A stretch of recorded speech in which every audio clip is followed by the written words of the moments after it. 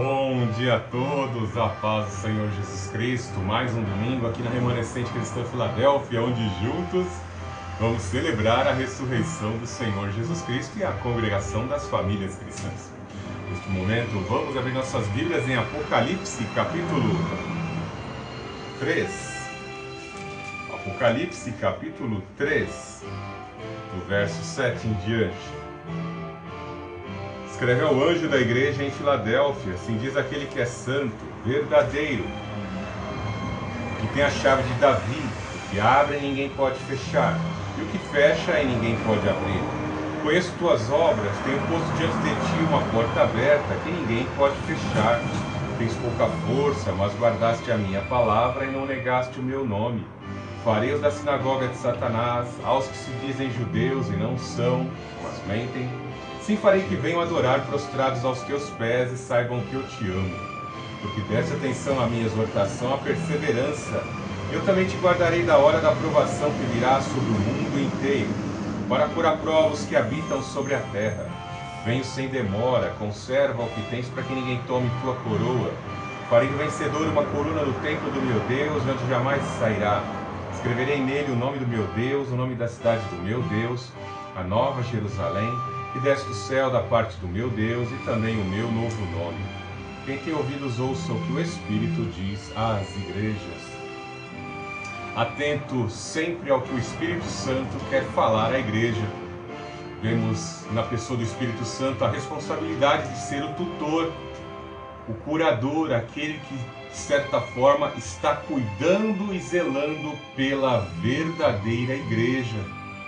O diabo é tão terrível que ao longo do processo histórico, desde a formação da igreja, naquele Pentecostes, 50 dias após a crucificação do Messias, vemos que o diabo tem, por diversas infiltrações, corrompido muitas, se dizem igrejas, Igreja de Cristo.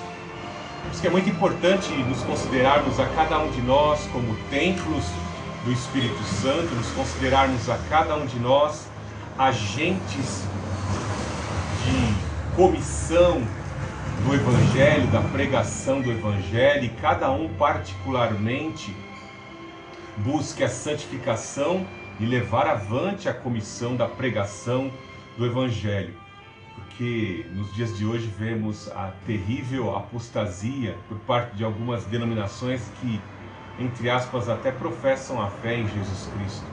É terrível porque às vezes as pessoas, alguns líderes de igreja, eles não conseguem compreender verdadeiramente quem é o Senhor, quem é o Senhor Jesus Cristo, não conseguem entender a palavra, têm dificuldade de viver uma vida de abstenção e ao longo do processo da sua vida, de suas vidas, de seus ministérios, eles acabam se apropriando de alguma estratégia que não seja legítima para formar e arrebanhar as pessoas.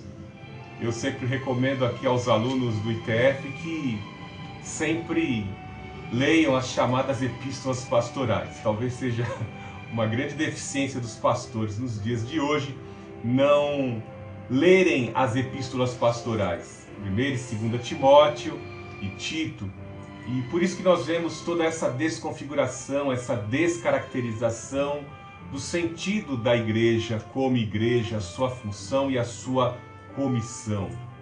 Então vemos hoje um evangelho desvirtuado, um evangelho que de certa forma, por parte de algumas denominações, que se apropriam de culturas que são condenadas dentro da palavra de Deus. É de chocar cada semana quando fazemos uma averiguação do que está acontecendo dentro das chamadas igrejas neopentecostais. Nós ficamos um tanto que assustados. Culto do beijo, né? Terrível, isso gerou tantas polêmicas essa semana, assistindo alguns canais de alguns irmãos evangélicos. Alguns casais ali fazem uma terapia de reconciliação, de aproximação, né? Alguns casais estivessem um tanto separados, e naquele culto eles têm 1 minuto, tem até um cronômetro, né? A igreja toda pintada de preto, né? Com aquele cronômetro enorme lá atrás, né? No telão, cronometrando o tempo em que os casais ali têm que se beijar, como uma forma de reconciliação. Que situação mais complicada, né? Porque quando a câmera faz uma filmagem nesses casais ali, tendo esse contato, os beijos são até que tanto profundos, né? Coisa que só se deveria ser feito numa alcova, né? Na intimidade de marido e mulher. Então nós vemos aí algumas igrejas utilizarem-se dessas práticas, dessa cultura que é reprovável na palavra de Deus. Nós temos que ser um diferencial. Quantos pastores, às vezes, para atrair jovens de favela, não utilizam-se do funk com letra gospel e tantas outras formas para tentar arrebanhar as jovens e as pessoas. Uma coisa bem certa, 1 Pedro capítulo 5 nos traz lá acerca de como nós devemos nos aproximar do Senhor, primeiramente com humilhação, confessando os nossos pecados, colocando as nossas ansiedades diante dele, as nossas fraquezas e buscando força e poder nele, e aguardar com espírito de humildade e adoração o tempo certo de Deus para que ele nos exalte, construindo assim uma paciência longânima na presença do Senhor Jesus. E depois o apóstolo Pedro trabalha acerca do caráter dos pastores, e ele traz ali uma indicação de que o sumo pastor virá para julgar os pastores. Como eu disse, se já há uma deficiência de alguns pastores que não leem as chamadas epístolas pastorais, quanto mais a epístola de Pedro, onde também vemos alguns conselhos pastorais. E é por isso que está dessa forma. É por isso que nós vemos pessoas fracas. É por isso que vemos pessoas que não conseguem entender quando passamos por prova, por luta e por dificuldade. Não conseguimos observar que o próprio Filho de Deus foi submetido às dificuldades deste mundo. Ele aprendeu por aquilo que padeceu, ou seja, o Senhor Jesus Cristo nunca teve a experiência de adquirir natureza humana e passar pelas mesmas dificuldades que você, ser humano, passa. Então, quando o Senhor Jesus Cristo adquire natureza humana e conclui o seu ministério de 33 anos, ele está nos ensinando, por meio da identificação com as nossas vidas, como vencer nessa vida, como ser submisso ao Pai. Em todas as ocasiões nós vemos Deus: este é meu filho amado, em quem me alegro, em quem me comprazo. O mesmo Espírito que capacitou o Senhor Jesus, ele está sobre as nossas vidas para nos capacitar. Quando o Senhor Jesus Cristo comissiona os 11, ali em Marcos 16, porque posteriormente seria ali sorteado um novo apóstolo para substituir Judas, nós vemos ali que esta comissão estava, de certa forma, reorientada em algo que haveria de acontecer mais adiante. No dia de Pentecostes, quando eles receberiam o poder do Espírito Santo para serem apóstolos, para serem pregadores, para serem pastores, missionários, evangelistas. Então vemos que existem unções específicas para cada tipo de ministério. Até mesmo a nossa comunhão com Deus, ela tem níveis. O nível da revelação, das revelações rudimentares, como nos fala o escritor de Hebreus, no capítulo 6. E quando nós queremos e desejamos ardentemente servir a Deus, essas revelações vão ser intensificadas. Mas para isso há uma necessidade de retirar o que está dentro. Por isso a necessidade de esvaziamento. Primeiramente, nos abstendo das coisas do mundo, da cultura deste mundo, rejeitando as coisas deste mundo. E aí nós começamos a esvaziar as ganâncias, as ambições, as ganas desta vida que às vezes estão inerentes ao ser humano, têm que ser esvaziadas, têm que ser retiradas, para que o Espírito Santo possa preencher o homem de Deus, possa preencher a serva de Deus para fazer a obra de Deus. Não é uma tarefa fácil que pode ser concluída ali em uma semana ou em alguns meses, mas essa tarefa muitas vezes demora uma grande trajetória da vida da pessoa, pois a santificação é um processo. A separação de alguns crentes, de alguns líderes, às vezes demora a vida inteira. E graças à longanimidade de Deus, nós somos preservados. Se não for ao Senhor com a sua infinita misericórdia, nós muitas vezes ceifados nos primeiros pecados. E com condenação mais brutal, com mais rigor, porque conhecemos a palavra, mas deslizamos às vezes. Louvado seja o Senhor Jesus Cristo.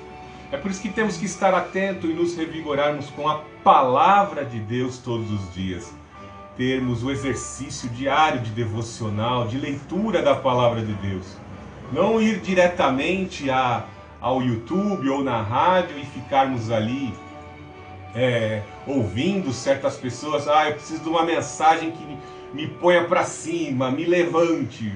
Muitas vezes nós precisamos ouvir uma palavra mais dura, que mostre para nós o nosso pecado, pois é o nosso pecado que muitas vezes está impedindo de alcançarmos as bênçãos. Tem nos feito, como o povo no deserto, a caminhar 40 anos, peregrinando até ser depurado, até ser expurgado os pecados. É uma tarefa difícil. O próprio Senhor Jesus Cristo disse: "Tem de bom ânimo, pois este mundo eu venci". Então, viver a vida cristã é uma tarefa dificílima. Manter os valores, buscar os valores do reino dos céus e a sua justiça primeiramente, acima das coisas dessa vida, não é uma tarefa fácil. Pois a nossa carne, a nossa natureza humana foi contaminada. E de uma hora ou outra nós temos que tomar medicação bíblica. Pois este veneno, muitas vezes, a cobra que picou uma vez, ela vem e pica de novo. Os insetos do mal vêm e nos picam de novo. Ficamos em contato com pessoas do mundo e somos contagiados. Somos contagiados com a mesma doença cultural das outras pessoas. Começamos até a falar igual. Começamos a ter os mesmos hábitos, os mesmos costumes. A batalha realmente é cultural. E nós temos que aprimorar a cada dia a nossa vida e reafirmar a nossa posição que temos em Cristo Jesus. Somos filhos de Deus. Somos da luz e não das trevas. E não repetir jargões que são muitas vezes colocados em mensagens e que são proferidas até por pessoas que não temem a Deus. Por isso que eu recomendo que não se busque livro de autoajuda, mas na palavra de Deus busque ajuda que vem do alto. Pois o Senhor prometeu, Atos 1:8, e recebereis poder ao descer sobre vós o Espírito Santo. Você precisa de poder para vencer o seu eu, o seu egoísmo. Você precisa de poder para vencer no plano espiritual. A Bíblia jamais vai esconder de você o que você precisa. Paulo diz que nós recebemos tudo que diz respeito, Pedro diz que nós recebemos tudo que diz respeito para uma vida de piedade. Paulo também reafirma de outra forma, nos revelando as condições, as estruturas do mundo espiritual que não podem ser vistas a olho nu, mas que podemos detectar quando estamos em determinadas regiões, em determinados espaços geográficos. Você vê aquele local. Uma vez eu estava indo pregar numa igreja e passei por um local, e ali naquele local pareciam insetos, mandrovás. Eu não posso nem usar o termo aqui, porque senão a plataforma já não deixa colocar a mensagem. Mas pessoas com uma condição abominável ali, pessoas ali, quase que praticando uma orgia a céu aberto ali, beijos e abraços triplo de 4, 5 pessoas, 3 pessoas se acariciando. Então nós começamos a entender que aquilo ali, aquelas pessoas acumuladas ali praticando essas atividades imorais e abomináveis, é a ação dos demônios na vida das pessoas, levando ao homem a uma desconfiguração, descaracterizando o sentido de que cada um foi feito com um propósito. Nosso Deus não errou. Certo cientista veio afirmar que nós vamos consertar pela agenda transhumanista o que Deus fez de errado. Deus não fez nada de errado. O erro foi o primeiro homem e a primeira mulher cederem à tentação. O erro foi nós termos cometido o pecado, cometido algumas falhas, feito escolhas erradas em certas fases da vida. Nós não sabemos lidar com responsabilidade, muitas vezes, pensando nas consequências. Seria tão fácil se nós pudéssemos para cada pessoa, em cada conversa, medir a consequência e a implicação, e nós falaríamos bem menos. Nós decidiríamos bem menos. Se com um cálculo matemático a gente faz um cálculo e dá aquele resultado exato, automaticamente quando vai lá o projeto para engenharia ou lá para construção civil, né, vai dar errado, não vai sair certo, porque exige-se ali um cálculo exato. Em áreas de humanas, as palavras são imensuráveis, somente o nosso Deus para medir as nossas palavras. Hoje eu conversava pela manhã com a minha esposa, né? Se a gente pudesse medir as palavras daquilo que está falando, uns ouvem uma palavra como esta e rejeitam. Outros assim recebem de coração como um conselho, né? Talvez Raquel não iria proferir: dá-me filhos, senão morro. Recebeu o filho e acabou falecendo na hora do parto.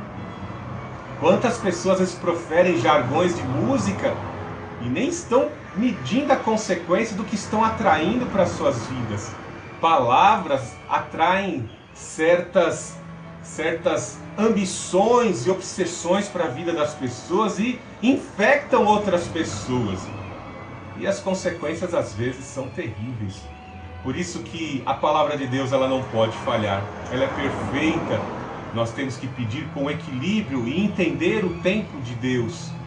Olhando para a vida de Davi, olhando para a vida de Moisés, olhando para a vida de Jó, olhando para a vida desses 3 exemplos aqui citados, nós vemos que o agir e o trabalhar de Deus foi no tempo de Deus para construir aquilo que nós precisamos nos dias de hoje. As 3 fases de Moisés. Na corte, vivendo os benefícios de ser príncipe do Egito, depois cuidando, pastoreando as ovelhas do seu sogro, Jetro, e depois 40 anos conduzindo um rebanho de seres humanos, o povo do Senhor. De Davi a mesma coisa, o jovem Davi cuidando das ovelhinhas, protegendo as ovelhas do leão e do urso, enchendo ele de coragem e de bravura para proteger o seu rebanho. Depois um Davi que sobe um degrau, enfrenta o gigante, preparando ele para as batalhas, para as lutas, criando estratégias de combate, estratégias de guerrilha para avançar, lidando com seres humanos e com guerreiros, pois tudo aquilo estava preparando o coração dele, a sua mente, para ser o rei do rebanho, do povo de Israel. Por isso que ele é o rei padrão. Devemos saber olhar com paciência, como Jó também, que não estava entendendo nada o que estava acontecendo, um desafio no mundo espiritual, onde Satanás assim afirmava que homem algum não pode obedecer a Deus se não for cercado de bens materiais. Se tiver doença, se tiver alguma doença no corpo e se não tiver bens materiais, homem nenhum pode servir a Deus. Basta olharmos para o pastor Magno Malta, já foi um mendigo, já foi um bêbado, e olha que posição ele atinge hoje. Eu conheço alguns bêbados que hoje são pastores em grandes catedrais. Então temos que entender pela paciência de Jó a construção, a ação do Espírito Santo em nosso caráter, construindo os valores que vão, com certeza, nos abrir as entradas do reino dos céus. Glorifique o Senhor Jesus Cristo na luta, na dificuldade, até mesmo na perda. Se você hoje pela manhã está pensando na perda que você recebeu ontem, algumas horas atrás, entenda o agir de Deus. A tua alma está nas mãos do Senhor. Se você ouve essa palavra e aceita o caminho e a porta que o Senhor Jesus te abre nesta manhã. Glorificado seja o Senhor Jesus, que ressuscitou dentre os mortos. Deus Altíssimo, Deus de amor, Deus de poder, nós queremos a cada dia compreender a Tua vontade, compreender o Teu querer.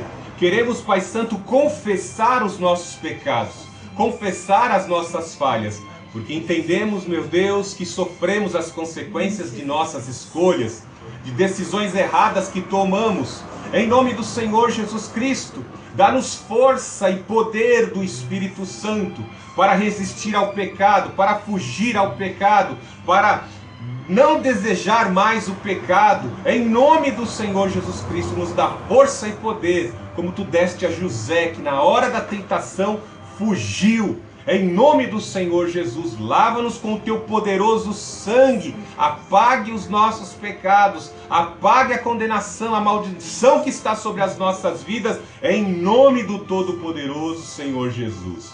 Pela ação do teu Espírito, redireciona o nosso foco para a consagração, para o serviço na obra de Deus, para o serviço naquilo que o Senhor quer colocar sobre as nossas vidas, para que no nosso ambiente de trabalho possamos testificar que nós não somos da cultura deste mundo, nós somos reino de Deus, nós somos contra a cultura. Em nome do Senhor Jesus Cristo, Pai, afasta, afugenta todo o mal, pois não há força em nós mesmos, mas no poder do Santo Consolador, todo o mal tem que ser afastado, em nome do Todo-Poderoso nosso Senhor Jesus Cristo. Pelas tuas pisaduras nós fomos sarados, Senhor Jesus. Ministra a saúde sobre os nossos corpos físicos, ministra a saúde sobre a nossa área emocional, ministra a saúde sobre a área espiritual, em nome do Senhor Jesus. Pelas tuas pisaduras nós fomos sarados, Senhor Jesus. Neste momento, a remanescente cristã Filadélfia adora e exalta ao Pai, adora e exalta ao Filho, adora e exalta ao Santo Espírito. Amém. Neste domingo, louve, adore, exalte e engrandeça ao Senhor Jesus. Ele ressuscitou dentre os mortos.